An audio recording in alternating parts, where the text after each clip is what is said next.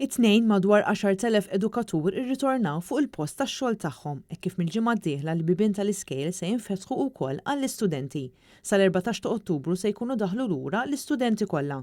Skont il-Ministru Owen Bonnici saru risk assessments 107 skejjel statali fejn ġew implementati 50 miżura sabiex jitnaqqas it-tixrid tal-coronavirus. Kuntent bir-risk assessments li saru fl-iskejjel u għadhom tisir? Iva, aħna minna risk assessments f'kull skola statali, 107 skejjel li kollha ingħataw il-go ahead milli fil-fatt il-protokolli ġew implementati kollha. F'kummenti lil Net News, il-Ministru Owen Bonnici tenna l-appell tiegħu lill-ġenituri sabiex jagħmlu il-parti tagħhom u jaħdmu id-fit mal-edukaturi.